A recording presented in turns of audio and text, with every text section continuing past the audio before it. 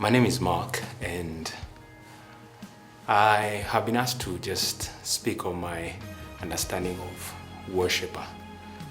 And the first thing that comes to mind is beyond a lifestyle, basically, is for a man to actually be in a state of submitting to God fully, irrespective of what is around him.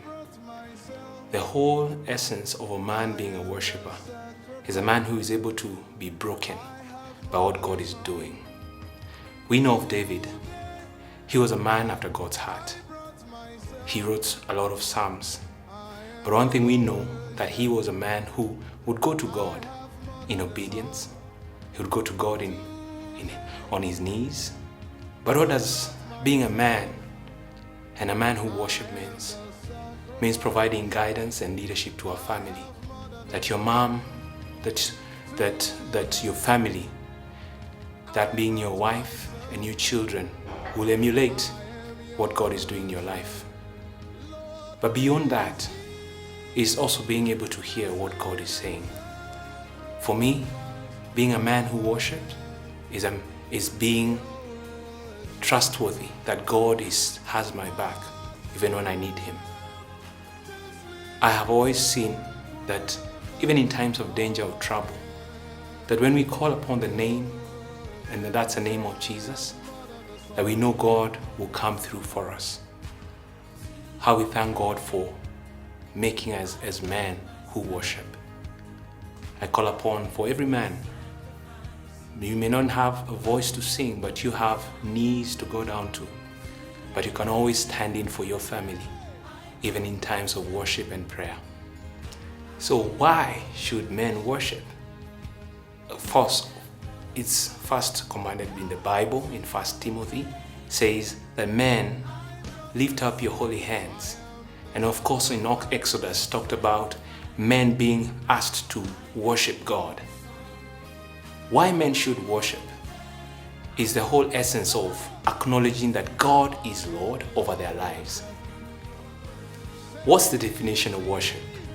Webster Dictionary says worship is putting an extravagant love to something or to something bigger than yourself. What is true worship then? True worship is how far in the list is God. Now my first question would be to you, where is God in your priority list? Where have you placed him? To me, true worship is placing God at the highest on your list, so that in case of any problem, in case of any thanksgiving that you need to give to God, the first place to start your worship is with God. Who are the men who have worshipped in the Bible and they have left a legacy? David is said to be a man after God's heart. But we all know that David went through a lot of problems, from family problems to enemies, but he still had a testimony. And God still remembered him because he was a worshiping man. We've just finished the book of Job, and we know that Job was also a man who was after God's heart, that even God testified about him. Today, my desire is for God to have a testimony of me as a worshiping man. A worshiping man in this generation needs just to focus on one thing, and that one thing is to be sure that around him there is a worshiping people, becoming an influence to the next generation. How does a worshiping man look like? A worshiping man is a man who submits, that even he's able to be broken, but not broken by problems, but broken by God. And God says that he's able to mold us together as a clay. He's able to make us what he desires us to be. For me, as a worshiping man, I desire God to go ahead of me. Irrespective of what is all around me, I will still stand. To be found still standing. I feel that the earth is a training ground for heaven. Because heaven, the currency in heaven is worship. And being trained on how to worship forever has no end.